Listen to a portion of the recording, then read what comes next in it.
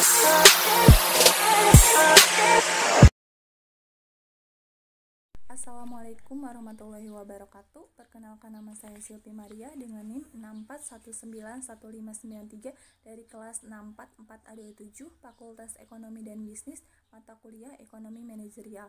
Di sini saya akan mempresentasikan materi mengenai konsep permintaan, penawaran, dan keseimbangan pasar. Baik, langsung saja kita ke penjelasan tentang teori permintaan. Permintaan atau demand adalah berbagai jumlah barang dan jasa yang diminta pada berbagai tingkat harga pada waktu dan tempat tertentu.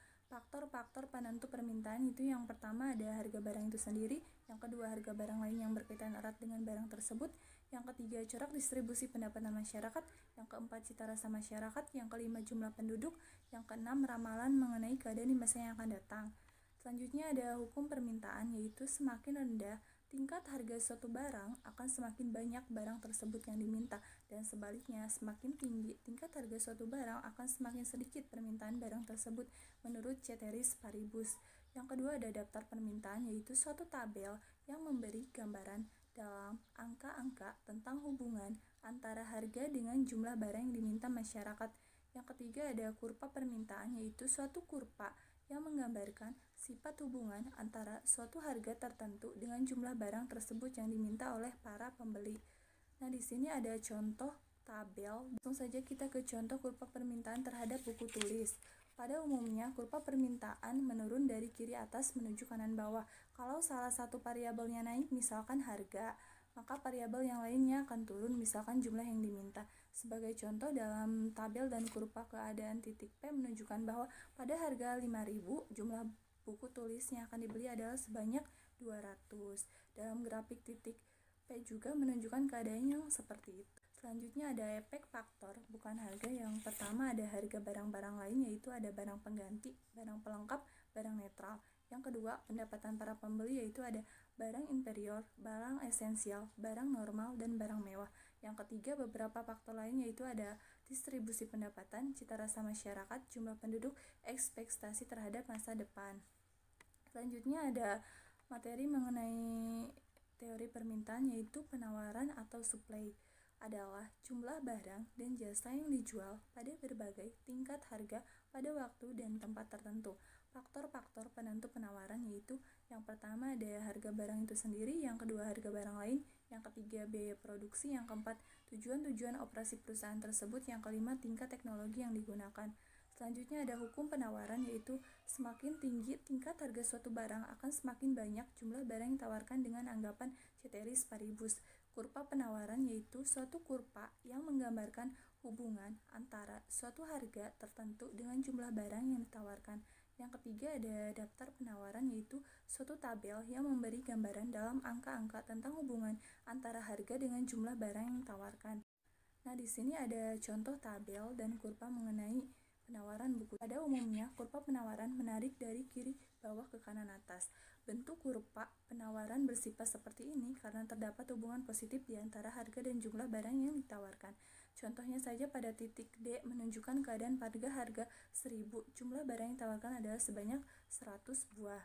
Nah, selanjutnya ada perubahan keseimbangan. Perubahan faktor-faktor lain di luar harga yang mempengaruhi permintaan atau penawaran akan menyebabkan perubahan keseimbangan.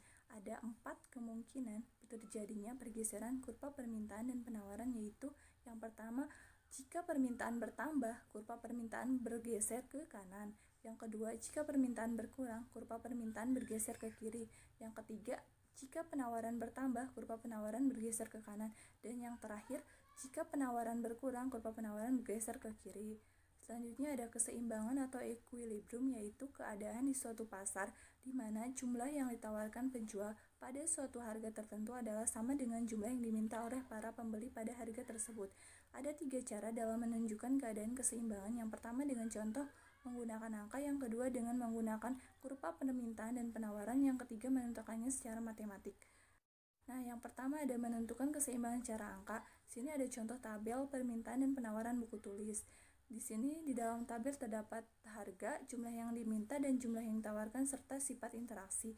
Jika harganya 5.000, jumlah yang dimintanya 200, jumlah yang ditawarkannya 900, maka sifat interaksinya yaitu kelebihan penawaran.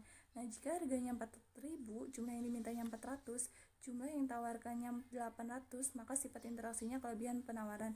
Nah, jika harganya 3.000, jumlah yang dimintanya 600, jumlah yang ditawarkannya 600, maka sifat interaksinya yaitu yang dinamakan dengan keseimbangan. Jika harganya 2.000, jumlah yang dimintanya 375 dan jumlah yang ditawarkannya yaitu 375, maka sifat interaksinya kelebihan permintaan. Nah, yang terakhir, jika harganya 1.000, jumlah yang dimintanya 1.300 dan jumlah yang ditawarkannya 1.100, yaitu sifat interaksinya kelebihan permintaan.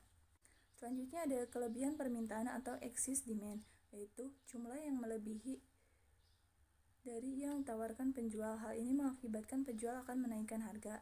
Selanjutnya ada kelebihan permintaan atau excess supply, yaitu jumlah yang ditawarkan penjual melebihi dari yang diminta pembeli. Hal ini mengakibatkan penjual akan menurunkan harga. Keseimbangan secara matematik. Bentuk umum persamaan permintaan dan penawaran. Persamaan permintaan yaitu QD sama dengan C dikurangi DP. Persamaan penawaran yaitu QS min M tambah NP, di mana C adalah angka tetap, nilainya selalu menunjukkan barang yang diminta apabila tingkat harga 0. Nilai C selalu positif. D adalah kecondongan kurva permintaan, nilainya selalu negatif karena kurva permintaan menurun dari kiri ke kanan. M adalah angka tetap, nilainya menunjukkan barang yang ditawarkan apabila tingkat harga 0. Biasanya nilai M bernilai negatif. N adalah kecondongan kurva permintaan, nilainya selalu positif karena kurva penawaran naik dari kiri ke kanan. QD adalah kuantitas yang diminta, QS adalah kuantitas yang ditawarkan, dan P adalah tingkat harga. Selanjutnya yang terakhir ada kurva perubahan keseimbangan. Perubahan keseimbangan pasar karena perubahan permintaan. Jika titik keseimbangan akan berubah bila kurva permintaan bertambah. Jika permintaan berkurang D1 ke D2, ceteris paribus, harga keseimbangan menjadi lebih rendah. Jika permintaan bertambah D1 ke D3, ceteris paribus, harga keseimbangan menjadi lebih tinggi. Sekian materi yang dapat saya sampaikan, kurang lebihnya mohon dimaafkan. Wabillahi taufiq wal hidayah. Wassalamualaikum warahmatullahi wabarakatuh.